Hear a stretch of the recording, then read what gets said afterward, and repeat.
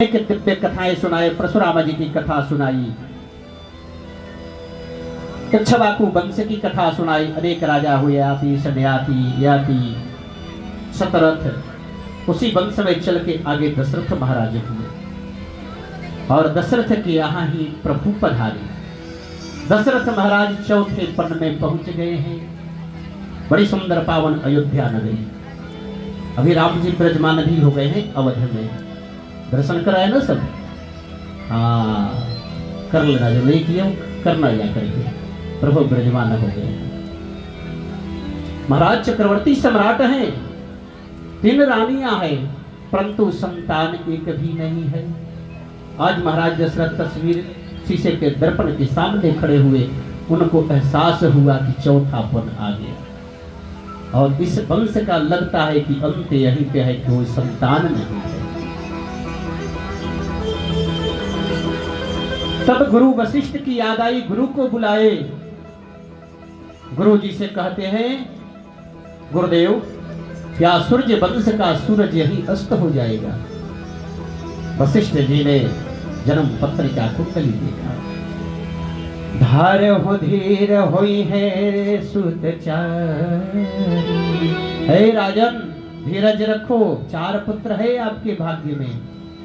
दशरथ महाराज कहते हैं, महाराज चौथा पन तो आ गया, अब 4 पुत्र कहां से आएगा? 4 पुत्र चौथे पन में कैसे आएगा? और यदि मेरे भाग्य में 4 पुत्र है प्रभु, तो आपने पहले क्यों नहीं बताया? गुरुदेव कहते हैं, राजन पहले आपने पूछा ही नहीं। ध्यान रखिए, आपको कोई बात पूछना हो, कोई परेशानी हो तो आप गुरु के द्वार पे जाइए। आप जाकर के पूछिए, आपसे थोड़ी आके बताएंगे। जरूरत आपकी है तो आप जाइए। राजन आपने पूछा ही नहीं। ठीक है गुरुदेव, क्षमा कीजिए, अब बताइए क्या करना पड़ेगा, कैसे होगा? तो बोले, पुत्र कामेष्टि यज्ञ कराओ। तब वशिष्ठ श्रृंगिरीषि बुलावा, पुत्र कामेष्टि यज्ञ करावा, पुत्र कामेष्टि यज्ञ करावा। पुत्र कामेष्टि यज्ञ कराया और ऋषियों ने आहुति दिया। उस यज्ञ के कुंड से अग्निदेव चुरु लेकर के प्रकट हुए। खीर का प्रसाद राजन को दिए। उस खीर के प्रसाद से तीनों रानियों ने गर्भ धारण किया और धीरे धीरे समय व्यतीत हुआ। अब 9वां महीना आ गया और 9वें महीने में आकर के कौशल्या के यहाँ 9वीं तिथि मधु मास पुनीता। 9वीं तिथि मधु मास पुनीता। शुक्ल पक्ष अभिजित हरि प्रीता। 9वीं तिथि मधु मास पुनीता। शुक्ल पक्ष अभिजित हरि प्रीता। शुक्ल पक्ष अभिजित हरि प्रीता। मध्य दिवस अरुषीतन घामा। मध्य दिवस सकल लोक पावन विश्राम। सकल लोक पावन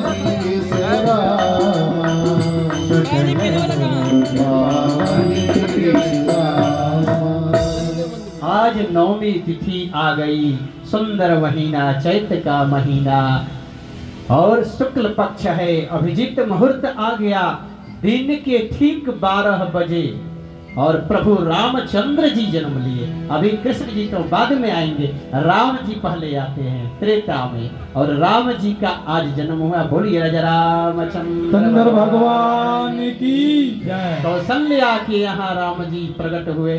भये प्रगट कृपाला दीन दयाला कौशल्या हितकारी। मुनि मनहारी अद्भुत रूप दिखाई। जाना रोदन खाना होई बालक सुर यह चरित्र जो गावई हरि पद पावई प्रेम भरई भव विप्रधेनु सुर संतहिता लीन मनुजय अवतारे निज इच्छा निर्मित तनु श्री माया गोपारे। आज प्रभु प्रकट हुए कौशल्या के यहाँ, उधर कैकेयी के यहाँ भरत जी का जन्म हुआ, प्रकट हुए।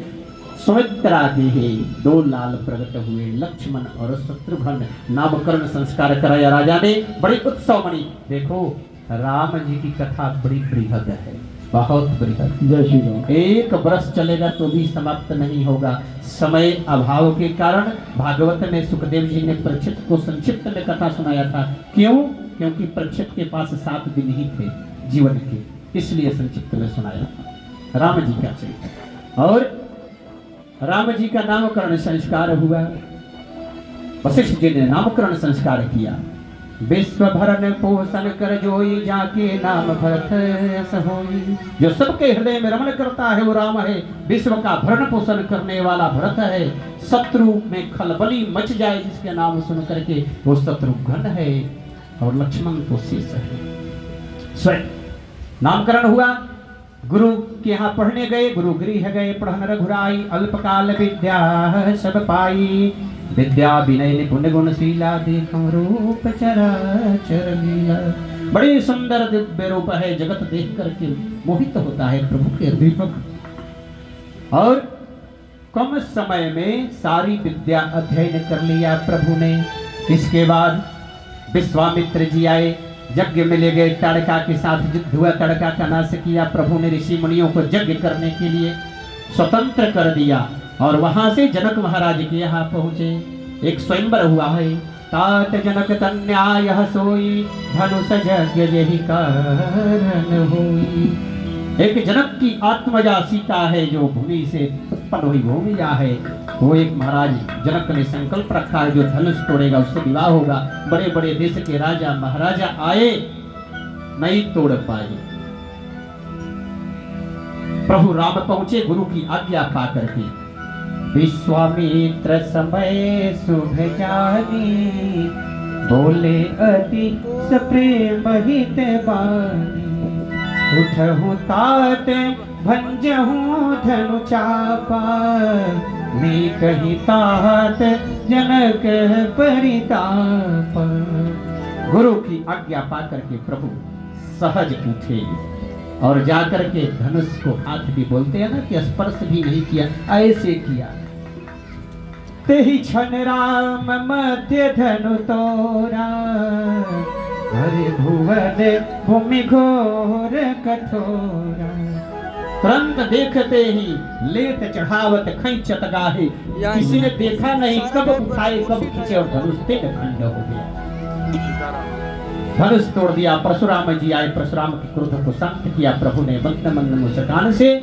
और इसके बाद सीता से विवाह करके अयोध्या में आने के बाद प्रभु का राज्याभिषेक होने वाला था। लेकिन मंथरा के द्वारा कैकेयी की बुद्धि चली गई और कैकेयी ने 3 वर मांगा था महाराज से। सुनहु प्राण प्रिय भावत जी का, देहु एक वर भरत ही का। दूसर वर मांगो कर जोरी, पुरहु नाथ मनोरथ मोरी। हे प्रभु, राजा राम नहीं बनेंगे, भरत को टीका होना चाहिए। और दूसरा वर क्या है? तीसरा हाथ जोड़कर मांगती हूँ, दे देना। तापस भेष विशेष उदासी, 14 वर्ष राम बनवासी। 14 वर्ष राम को बन जाना पड़ेगा। 14 वर्ष का वनवास मांग लिया।